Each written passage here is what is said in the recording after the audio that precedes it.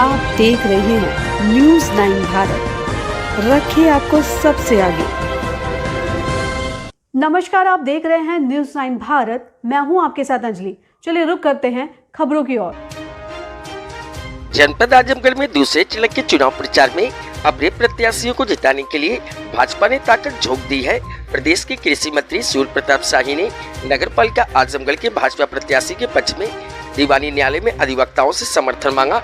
उन्होंने सपा के राष्ट्रीय अध्यक्ष अखिलेश यादव के द्वारा मतदान में गड़बड़ी के आरोप पर कहा कि वो बिना तथ्य के अनर्गल आरोप लगा रहे हैं। भाजपा प्रत्याशी के पक्ष में मतदान की अपील करने अधिवक्ताओं के बीच में पहुंचे प्रदेश के कृषि मंत्री सूर्य प्रताप शाही ने कहा कि वह एक खुद अधिवक्ता है, इसलिए अपनी बात अधिवक्ताओं के बीच रखने के लिए आया हूं। उन्होंने कहा कि उन्हें पूरा विश्वास है कि अधिवक्ता भाजपा प्रत्याशी को अपना समर्थन देंगे। वहीं वोट परसेंटेज पर कहा कि मतदान का बहिष्कार किसी चीज का समाधान नहीं है। आप हमारी नीतियों से सहमत नहीं है तो हमारे खिलाफ मतदान करें, सहमत है तो पक्ष में करें, मतदान अवश्य करें।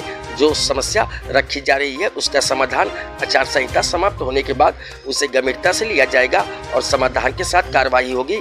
पहले चरण के मतदान में सपा मुखिया अखिलेश यादव द्वारा गड़बड़ी का आरोप लगाते हुए चुनाव आयोग से शिकायत करने पर कृषि मंत्री ने कहा कि इसको चुनाव आयोग देखेगा, लेकिन वह अनर्गल आरोप लगा रहे हैं। उन्होंने कोई गंभीर तथ्य नहीं दिया। चुनाव आयोग ने कहा कि एक बूथ को छोड़कर वो भी तकनीकी कारण से है। पूरे प्रदेश में शांतिपूर्ण तरीके से मतदान हुआ है। उन्होंने अपील करते हुए कहा कि घर में बैठक शहर की सरकार बनाने वाले लोग घरों से बाहर निकलकर मतदान अवश्य करें। न्यूज़ 9 भारत के लिए अमित खरवार की रिपोर्ट। उन्हें जाना है घर। देखिए, आज जो है क्रीम ऑफ द सोसाइटी हमारे वकील संवर्ग के लोग होते हैं। मैं अपने उन भाइयों से आज बात करने के लिए आया हूँ।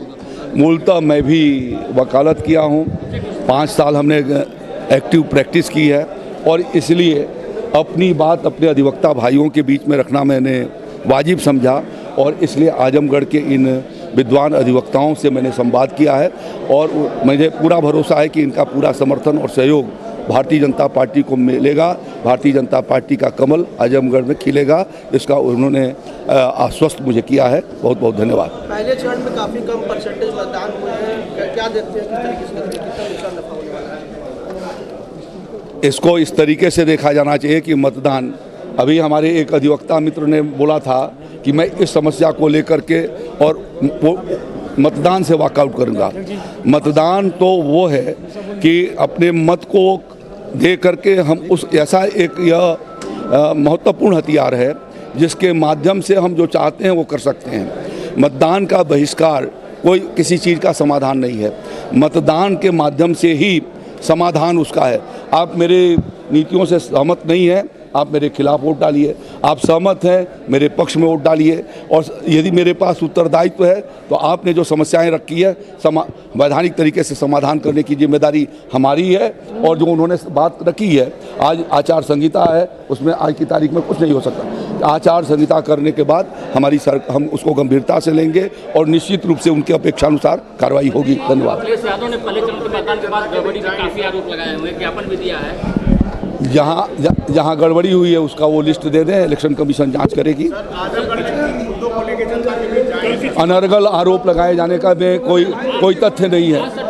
जो मीडिया के भीतर आया है, कोई गंभीर तथ्य उन्होंने नहीं दिया है। इलेक्शन आयोग ने कहा है कि एक बूथ को छोड़ करके, और वो भी तकनीकी कारणों से, पूरे प्रदेश में शांतिपूर्ण तरीके से, अच्छे तरीके से मतदान हुआ है। सिर्फ लोगों को जो शहरों के भीतर बैठ करके मीमांसा हमारे जैसे लोग करते हैं और मतदान करने नहीं जाते, उनसे आग्रह करना चाहता हूं कि मीमांसा जो आप करते हैं उसका परिणाम मतदान के माध्यम से ही संभव हो सकता है और इसलिए आप पूरी ताकत के साथ मतदान करिए। यही मेरा अनुरोध है। धन्यवाद। अब हो गया, धन्यवाद। चलिए। नगर पालिका चुनाव के सिलसिले में यहाँ बात में मंत्री जी को आना था, आज इसी पर बात हुई है। देवरिया के प्रतिष्ठित वकील थे, इस नाते उन्होंने कहा कि वो भी जेल छोड़ने के बाद उन्होंने कहा कि आपको अदालत के साथ करनी चाहिए। मैंने काम शुरू कर दिया। 84 का लोकसभा आया, विषम परिस्थितियों में अपनी पार्टी के एमपी के प्रत्याशी के लिए निकला। अभी के लिए फिलहाल इतना ही काफी। बने रहिए हमारे साथ। छोटी से बड़ी खबर जानने के लिए न्यूज़ 9 भारत पर अब चाहूंगी इजाजत। नमस्कार।